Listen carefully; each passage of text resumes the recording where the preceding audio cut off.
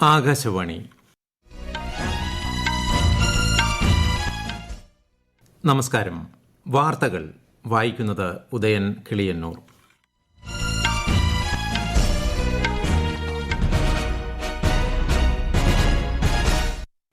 പ്രധാന വാർത്തകൾ.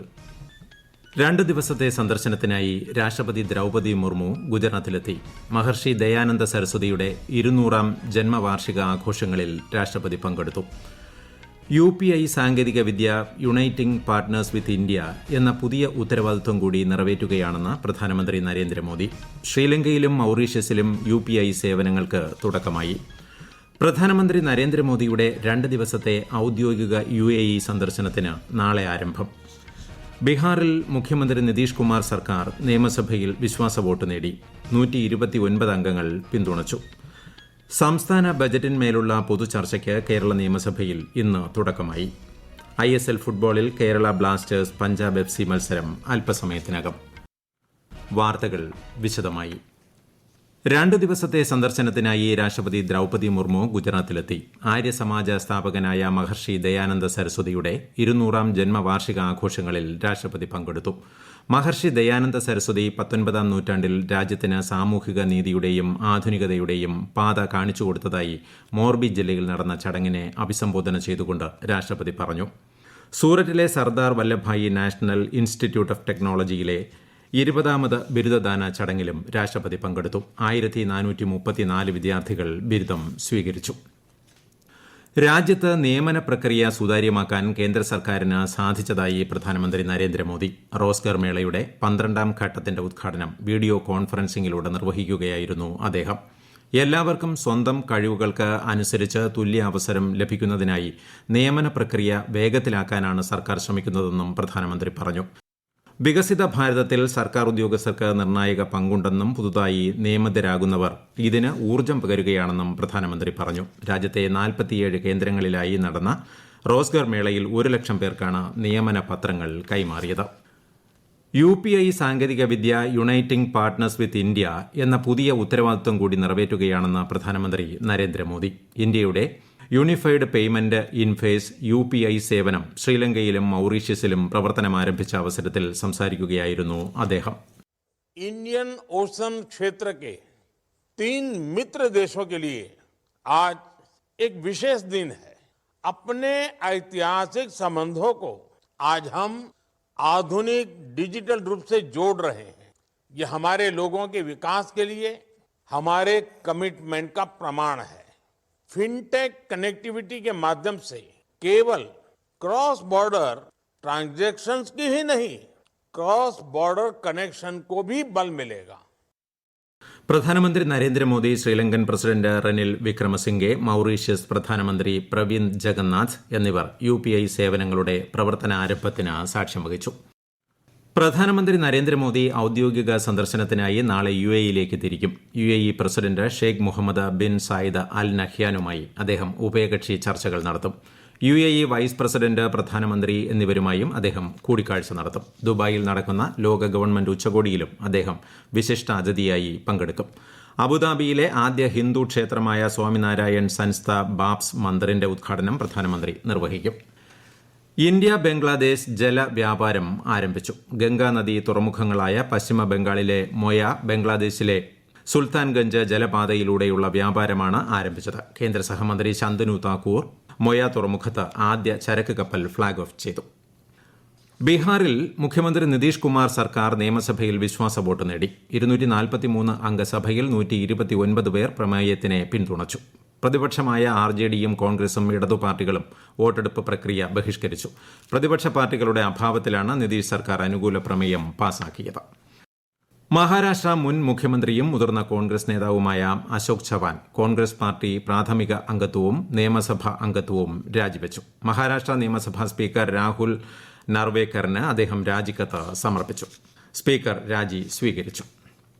അബുദാബിയിലെ ബാബ്സ് ഹിന്ദു മന്ദിറിൽ ആഗോള ഐക്യത്തിനായുള്ള വേദപ്രാർത്ഥനയിൽ 980-ലധികം പേർ പങ്കെടുത്തു. വരാനിരിക്കുന്ന ഫെസ്റ്റിവൽ ഓഫ് ഹാർമണിയുടെ മുന്നോടിയായാണ് ഒത്തുചേരൽ. ബാബ്സ് ഹിന്ദു മന്ദിർ മറ്റന്നാൾ പ്രധാനമന്ത്രി നരേന്ദ്രമോദി ഉദ്ഘാടനം ചെയ്യും. മിഡിൽ ഈസ്റ്റിലെ ആദ്യത്തെ പരമ്പരാഗത ഹിന്ദു ശിലാമന്ദിരമാണ് ബാബ്സ്. ആരോഗ്യ അടിയന്തരാവസ്ഥകളെ അഭിമുഖീകരിക്കുന്നതിന് അന്താരാഷ്ട്ര സഹകരണം ആവശ്യമാണെന്ന് ലോകാരോഗ്യ സംഘടനാ മേധാവി ടെഡ്രോസ് അദനം ഗബ്രിയേസസ് ദുബായിൽ നടക്കുന്ന ലോക ഗവൺമെന്റ് ഉച്ചകോടിയിൽ സംസാരിക്കുകയായിരുന്നു അദ്ദേഹം. പകർച്ചവ്യാധി തയ്യാറെടുപ്പിനുള്ള സമഗ്രമായ ഒരു അന്താരാഷ്ട്ര ഉടമ്പടി വികസിപ്പിക്കണമെന്ന് അദ്ദേഹം ആവശ്യപ്പെട്ടു. ഉപരാഷ്ട്രപതി ജഗ്ദീപ് ധൻഖർ നാളെ അസമിലെ ഗുവാഹത്തി സന്ദർശിക്കും. അസം സംസ്ഥാന സർക്കാരിന്റെ പരമോന്നത സിവിലിയൻ പുരസ്കാരങ്ങളായ അസം ബൈഫവ്, അസം സൌരവ്, അസം ഗൌരവ് എന്നിവ ഉപരാഷ്ട്രപതി സമ്മാനിക്കും. ഈ വാർത്തകൾ ആകാശവാണിയിൽ നിന്ന്. തിരുവനന്തപുരം പള്ളിപ്പുറം CRPF ആസ്ഥാനത്ത് സംഘടിപ്പിച്ച റോസ്ഗാർ മേളയിൽ കേന്ദ്ര സഹമന്ത്രി വി മുരളീധരൻ മുഖ്യാതിഥിയായി പങ്കെടുത്തു. സാമ്പത്തിക രംഗത്ത് പിന്നിലായിരുന്ന ഇന്ത്യ കഴിഞ്ഞ 10 വർഷത്തെ ശ്രമഫലമായി ലോകത്തെ ശക്തമായ 5 സമ്പദ് വ്യവസ്ഥകളിലൊന്നായി മാറിയെന്ന് അദ്ദേഹം പറഞ്ഞു. 20 ഉദ്യോഗാർത്ഥികൾക്ക് മന്ത്രി നേരിട്ട് നിയമന ഉത്തരവ് കൈമാറി. തിരുവനന്തപുരത്ത് 150 ഉദ്യോഗാർത്ഥികളാണ് വിവിധ കേന്ദ്ര വകുപ്പുകളിലേക്കും സ്ഥാപനങ്ങളിലേക്കും നിയമനം കൈപ്പറ്റിയത്. സംസ്ഥാന ബജറ്റിന്മേലുള്ള പൊതു ചർച്ചയ്ക്ക് നിയമസഭയിൽ തുടക്കമായി. ഡെപ്യൂട്ടി സ്പീക്കർ ചിറ്റയം ഗോപകുമാർ ചർച്ചയ്ക്ക് തുടക്കം കുറിച്ചു. ബജറ്റ് ചർച്ചകൾ ഈ മാസം 15 വരെ തുടരും. വയനാട്ടിലെ കാട്ടാന ആക്രമണം സംബന്ധിച്ച അടിയന്തര പ്രമേയത്തിന് അവതരണാനുമതി നിഷേധിച്ചതിൽ പ്രതിഷേധിച്ച് നിയമസഭയിൽ പ്രതിപക്ഷ വാക്കൌട്ട്. പ്രതിപക്ഷത്തിൽ നിന്ന് ടി സിദ്ദിഖ് ആണ് പ്രമേയ അവതരണത്തിന് അനുമതി തേടിയത്. ലോക്സഭാ തെരഞ്ഞെടുപ്പിൽ കോട്ടയം മണ്ഡലത്തിൽ LDF സ്ഥാനാർത്ഥിയായി കേരള കോൺഗ്രസ് എമ്മിലെ സിറ്റിംഗ് MP തോമസ് ചാഴിക്കാടൻ മത്സരിക്കുമെന്ന് party chairman Jose K Mani അറിയിച്ചു. 2019 തെരഞ്ഞെടുപ്പിൽ UDFന്റെ ഭാഗമായാണ് കേരള കോൺഗ്രസ് എം മത്സരിച്ച് ജയിച്ചത്. കേന്ദ്ര സർക്കാരിന്റെ വികസന ക്ഷേമ പദ്ധതികൾ ജനങ്ങളിലേക്ക് എത്തിക്കുന്നതിനായി സംഘടിപ്പിക്കുന്ന വികസിത് ഭാരത് സങ്കല്പ യാത്രയുടെ 2ാം ഘട്ട പര്യടനം തിരുവനന്തപുരം, കോഴിക്കോട് ജില്ലകളിൽ തുടരുന്നു. തിരുവനന്തപുരത്ത് ചേങ്കോട്ടുകോണം, കരുമം എന്നിവിടങ്ങളിലായിരുന്നു ഇന്നത്തെ പര്യടനം. കോഴിക്കോട് തടമ്പാട്ടു താഴത്തും മൂഴിക്കലുമാണ് യാത്ര ഇന്ന് എത്തിയത്. തൃപ്പൂണിത്തുറ പുതിയകാവ് ക്ഷേത്രത്തിൽ ഉത്സവത്തിനെത്തിച്ച പടക്കം പൊട്ടിത്തെറിച്ച് ഒരാൾ മരിച്ച സംഭവത്തിൽ 4 പേരെ പോലീസ് കസ്റ്റഡിയിലെടുത്തു. സംഭവവുമായി ബന്ധപ്പെട്ട് ഇന്ന് കരിമരുന്ന് പ്രയോഗത്തിനായി പടക്കം എത്തിച്ച വടക്കുംഭാഗം കരയോഗ ഭാരവാഹികൾക്കെതിരെ പോലീസ് മനഃപൂർവ്വം അല്ലാത്ത നരഹത്യയ്ക്ക് കേസെടുത്തു. ISL ഫുട്ബോളിൽ കേരള ബ്ലാസ്റ്റേഴ്സ് പഞ്ചാബ് FC മത്സരം പുരോഗമിക്കുന്നു. കൊച്ചിയിലെ ജവഹർലാൽ നെഹ്റു സ്റ്റേഡിയത്തിലാണ് മത്സരം. നിലവിൽ പോയിന്റ് പട്ടികയിൽ 3ാം സ്ഥാനത്താണ് കേരള ബ്ലാസ്റ്റേഴ്സ്. രഞ്ജി ട്രോഫി ക്രിക്കറ്റിൽ ബംഗാളിനെതിരെ കേരളത്തിന് വിജയം. 109 റൺസിനാണ് കേരളം ബംഗാളിനെ പരാജയപ്പെടുത്തിയത്. 449 റൺസ് വിജയലക്ഷ്യവുമായി ഇറങ്ങിയ ബംഗാൾ 339 റൺസിന് പുറത്താവുകയായിരുന്നു. പ്രോ കബഡി ലീഗിൽ ഇന്ന് 2 മത്സരങ്ങൾ. രാത്രി 8 മണിക്ക് UP യോദ്ധാസ് ജയ്പൂർ പിങ്ക് പാന്തേഴ്സിനെ നേരിടും. രാത്രി 9 മണിക്ക് നടക്കുന്ന മത്സരത്തിൽ ബംഗാൾ വാരിയേഴ്സും മുംബൈയും ഏറ്റുമുട്ടും. ലോക റേഡിയോ ദിനമായ നാളെ ആകാശവാണിക്ക് വേണ്ടി നയി സോച്ച് നയി കഹാനി സ്മൃതി ഇറാനിയോടൊപ്പമുള്ള റേഡിയോ യാത്ര എന്ന പരിപാടിയുടെ അവസാന ഭാഗത്തിൽ രാഷ്ട്രപതി ദ്രൌപദി മുർമു തന്റെ ജീവിതാനുഭവങ്ങൾ പങ്കുവയ്ക്കും. കേന്ദ്രമന്ത്രി സ്മൃതി ഇറാനിയുമായി നടത്തുന്ന 1 മണിക്കൂർ നീണ്ട ആശയവിനിമയം രാവിലെ 9 മണിക്ക് ആകാശവാണി ഗോൾഡിലും വൈകുന്നേരം 7 മണിക്ക് ആകാശവാണി റെയിൻബോയിലും പ്രക്ഷേപണം ചെയ്യും. ആകാശവാണിയുടെ എല്ലാ സാമൂഹിക മാധ്യമങ്ങളിലും ഈ പരിപാടി ലഭ്യമാകും. രാജ്യത്തെ ഓഹരി വിപണികളിൽ നഷ്ടം. ബോംബെ ഓഹരി സൂചിക സെൻസെക്സ് 523 പോയിന്റ് താഴ്ന്ന് 71,072-ലും ദേശീയ ഓഹരി സൂചിക നിഫ്റ്റി 166 പോയിന്റ് കുറഞ്ഞ് 21,616-ലും വ്യാപാരം അവസാനിപ്പിച്ചു. പ്രധാന വാർത്തകൾ വീണ്ടും. 2 ദിവസത്തെ സന്ദർശനത്തിനായി രാഷ്ട്രപതി ദ്രൌപദി മുർമു ഗുജറാത്തിലെത്തി. മഹർഷി ദയാനന്ദ സരസ്വതിയുടെ 200ാം ജന്മവാർഷിക ആഘോഷങ്ങളിൽ രാഷ്ട്രപതി പങ്കെടുത്തു. UPI സാങ്കേതികവിദ്യ യുണൈറ്റിംഗ് പാർട്ട്നേഴ്സ് വിത്ത് ഇന്ത്യ എന്ന പുതിയ ഉത്തരവാദിത്വം കൂടി നിറവേറ്റുകയാണെന്ന് പ്രധാനമന്ത്രി നരേന്ദ്രമോദി. ശ്രീലങ്കയിലും മൌറീഷ്യസിലും UPI സേവനങ്ങൾക്ക് തുടക്കമായി.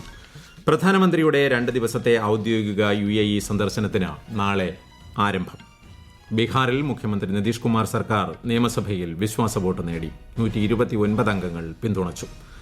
സംസ്ഥാന ബജറ്റിന്മേലുള്ള പൊതുചർച്ചയ്ക്ക് കേരള നിയമസഭയിൽ ഇന്ന് തുടക്കമായി.